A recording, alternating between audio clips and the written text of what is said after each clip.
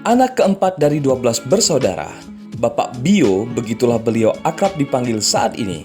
Setelah memperoleh gelar master dari Universitas Gadjah Mada, beliau mengawali karir sebagai dosen Universitas Widya Dharma Pontianak. Siapa sangka saat SMA beliau pernah menjabat juara satu lomba lari se-Kabupaten Ketapang. Kami mengajak Anda berkenalan dengan salah satu calon wakil Bupati Kabupaten Ketapang pada Pilkada 2020 ini. Mengenal sisi lain dari beliau. Inilah Matius Yudi SE MSI. Halo kawan-kawan, Arca Pada Center. Hari ini kami berkesempatan mewawancarai salah satu tokoh politik. Dan sebenarnya beliau juga tokoh pendidikan. Nah, kita ingin berkenalan lebih dalam tentang salah satu putra terbaik daerah Kabupaten Ketapang yang sepertinya ikut memberanikan diri berkompetisi politik di tahun 2020. Pak Matius Yudi, kabar Pak? Baik. Ya. Ini kalau boleh tahu nih Pak Matius Yudi SE MSI. Betul. Berapa sekarang umur Pak? 44 tahun. 44 tahun. Iya. 44 tahun, 1 Juli 1976. Betul. Pak Otong itu dari mana sih Pak? Otong itu salah satu kampung yang sangat terpencil di Kecamatan Simpang 2. Tepatnya itu Otong itu adalah sebuah dusun kecil, kampung kecil di desa Kampar Sebomban, Kecamatan Simpang 2. Di wilayah utara lah. Di wilayah utara Kabupaten Ketapang, betul. Seberapa berarti Otong untuk seorang Matius Yudi? Ya, sangat berarti karena di situ saya dilahirkan, saya dibesarkan dari kecil, tempat kita bermain, tempat kita berkembang, karena itu memang tanah kelahiran kita. Berarti selalu dirindukan ya Pak? Oh, ya, pasti, kapan? saya selalu pulang kampung ya kan, setiap kali ada kesempatan, bukan ada kesempatan tapi selalu saya buatkan kesempatan untuk pulang kampung lah ke sana. Pak Matius Yudi, dipanggil akrab itu apa nih Pak? Kalau dia sering dipanggil Yudi. Berarti kalau di Otong lebih dikenal dengan Betul, Yudi. Pak Ya, Yudi, ya. Yudi lah. Nah, tapi kalau kami di kampung itu biasa selalu dipanggil nama anak. Jadi sekarang saya lebih familiar itu dipanggil Pak Bio. Pak Bio. Karena anaknya nama Bio, anak ya. saya Bio gitu loh. Karena di kampung itu ada orang dulu bilang kalau nyebut nama orang tua itu udah boleh tulah. Oh iya, betul. Itu jadi ya. tradisi itu biasanya lalu di ini. Jadi saya ini harusnya paling enak manggil Bapak ini. Manggil Pak Bio kalau informal gitu. Nah, tapi karena ada diskusi panggil nama saja. Jadi saya coba sedikit lebih mengakrabkan diri Pak. Iya. Pak Bio sendiri mengingat masa kecil seorang Matius Yudi itu seperti apa sih Pak? Ya, saya tepatnya dilahirkan tadi 1 Juli 1976. Ya kan, saya memulai lahir di situ, kemudian berkembang dari kecil. Tentu ketika tamat waktu sekolah kita sekolah. Tapi sekolah di Otong tuh nggak ada sekolah. Jadi Bapak kita harus sekolah ke kampung namanya Merangin. Nah, kampung Merangin itu jaraknya sekitar 3,5 kilo. Jalan kaki? Jalan kaki. Dan itu jalannya jalan tikus. Tidak ada sama sekali jalan, ya bekas adalah jalan cangkul Belanda dulu kan, jadi zaman kecil ya Pak ya. Nah, kecil, tidak bisa dilewati kendaraan apa-apa. Jembatan juga hampir tidak ada. Jadi kalau dari tempat Bapak ke Merangin untuk sekolah itu menghabiskan waktu berapa lama Pak? 45 menit. 45 itu kalau perjalanan orang dewasa. Ya. Tapi kalau anak-anak bisa 1 jam lebih. Berarti mulai berangkat sekolah jam berapa biasanya Pak? Ya, karena kalau kita berangkat sekolah itu kan jam masuk di sana itu kan jujur saja kan tidak begitu menentu. Ya, Kadang jamnya itu sampai guru datang, murid lengkap, sekolah lah kita kan gitu. Berarti masih boleh kaki ayam ya Pak ya? Bukan boleh kaki ayam, karena memang pakai kaki ayam semua di sana, karena nggak ada pakai sepatu. Jadi dulu sekolah itu kan pakai kaki ayam, tas itu yang jadikan tas tuh kantong yang bekas tembakau sek itu tahu kan? Iya. Nah itulah dimasukkan ke dalam situ, baru dilipat. Nah itu untuk mengamankan buku kita dari basah hujan. Nah, kalau udah hari pasang kadang kami nggak bisa sekolah karena ada namanya pemorang kompas. Kalau dari pasang itu dalam kita nggak bisa nyebrang. Itu biasa. Jadi tasnya itu dari plastik pembungkus tembakau ya Pak? Tembakau sek namanya. Nah, jadi itu dimasukkan. Bapak juga harus menyeberang kalau dari pasang. Kalau misalnya air pasang menyeberang. Kalau air pasang karena kita nggak bisa sekolah. atau menunggu dia surut baru kita sekolah. Berarti kalau kita ngeliat di TV-TV ada anak yang menyeberang sungai, begitulah keadaan Pak Begitulah Mati. keadaannya, kadang bergantungan dan seterusnya. Dan Tapi, itu fakta iya, gitu iya. loh. Tapi Bapak kan juga sebenarnya dibesarkan dari keluarga seorang guru. Betul. Nah, bapak saya guru tuh memang guru sekolah di Merangin itu sendiri gitu iya. loh. Jadi berangkat bisa sama-sama orang bisa tua. sama-sama dengan orang Iya. tua, bisa-bisa saja kita ndak duluan. Iya. Nah, cuma kadang-kadang kita dulu tuh ya biasa masih kecil kan. Nah, kami di sana tuh sekolah biasanya mengikuti musim. Contoh misalnya kalau musim penghujan kami masuk pagi. Oh begitu. Nah, kalau musim kemarau kami masuk siang. Kenapa Pak kalau musim penghujan masuk pagi? Karena kalau musim hujan kan kita tidak bisa noreh tuh pagi, iya. jadi masuk pagi kan. Iya, iya, Nah, iya. kalau musim kemarau kita noreh dulu pagi, jadi noreh karet maksudnya. Nyadap karet, kita berangkat biasanya jam 5 pakai lampu tuar, namanya lampu pakai minyak itu atau pakai lampu senter. Nah, pulang itu jam 12-an selesai nyadap karet baru kita berangkat sekolah. Nah, kadang-kadang masih kecil dulu itu dari rumah tuh hanya bawa baju, bawa tas, nyampe ke ujung kampung mandi.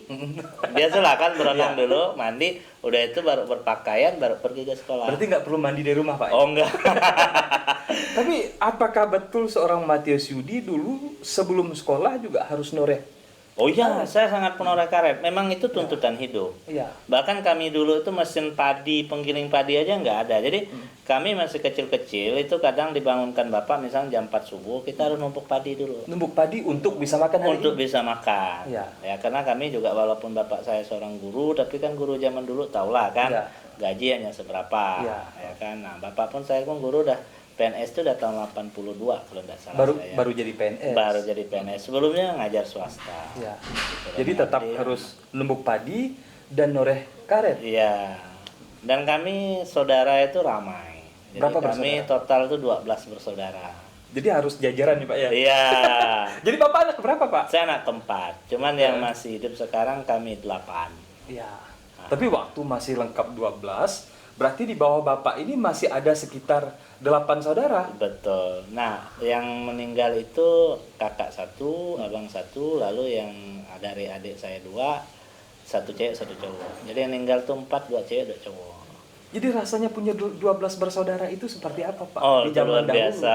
Di zaman beras masih numbuk, Betul. di zaman masih noreh itu mempunyai 12. Iya, karena kita nih kan masih kecil nih kan tidak pernah memikirkan hidup gimana gitu kan. Iya. Yang penting ada makan, bisa tidur, ya sudah gitu loh. Nah, dan saya dulu namanya di kampung hidup ladang lah ya. Jadi kalau musim musim hujan, kalau ndak noreh kita pulang dari sekolah kita beladang. Ikut orang tua gitu loh, orang tua beladang. Nah, pulang biasanya kami udah malam gitu, pakai lampu pako namanya mah, lampu pako itu bambu ditetak-tetak-tetak baru dibakar baru itu untuk lampu kita gitu. Iya. Jadi itu habis semalam ya Pak ya? Iya, memang terbatas sekali gitu loh. Pak Matius Yudi punya orang tua seorang guru, kemudian sekolah harus melewati 3 kilometer baru 3,5 3,5 kilometer. Jalan tikus. Jalan tikus lagi. Ada pelajaran yang disukai nggak Pak? Pelajaran sekolah gitu ya. Kalau dulu itu kan anak guru itu biasanya relatif lebih pintar. Iya. dibanding yang lain. Saya dulu paling suka sebetulnya pelajaran-pelajaran sejarah. Jujur saja dulu saya punya cita-cita itu mau jadi tentara karena lihat cerita kan dulu kan buku-buku misalnya serangan umum 1 Maret, G30 SPKI itu kan menampilkan Soeharto itu memang betul-betul seorang jenderal yang luar biasa menurut kita masih kecil, dan karena bapak saya guru dulu banyak buku-buku dibawa ke rumah juga bisa kita pinjam baca gitu loh.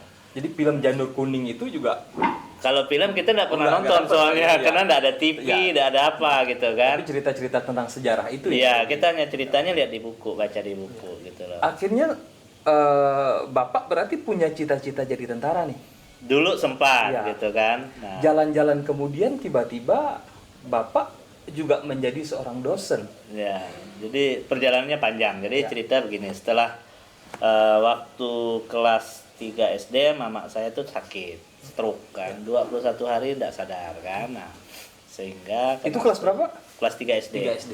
Nah, karena waktu itu adik saya yang bungsu sekarang, Yulianesa namanya, guru di Pontianak, sekarang PNS, itu baru usia 8 bulan. Nah, yang asuhnya saya, sehingga kelas 3 itu saya tidak bisa sekolah karena mama saya sakit, sehingga saya tidak naik kelas. Ya, nah naik kelas bukan karena tidak bisa apa-apa, tapi memang masa sekolahnya nggak ada waktu untuk sekolah karena ngasuh adik, karena adik saya yang bungsu itu dulu dia nggak mau dengan yang lain. Ya, nah setelah itu sekolah taman kelas 6 SD saya berhenti lagi.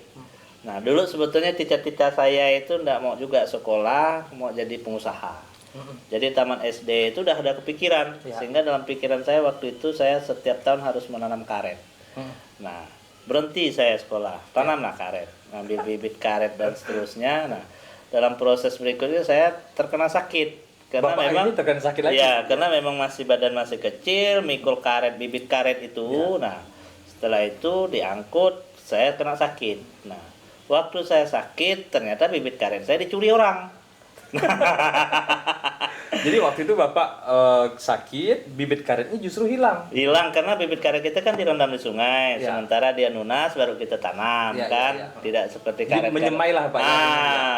Bukan Sampai menyemai. berkecambah gitu Pak ya. Bukan menyemai. Bibit karet itu kan sudah ditanam, dah sebesar-besar ini kita cabut. Dari cabut itu kan dipangkas ujungnya. Pangkas ujungnya direndam dulu sampai dia nunas kembali.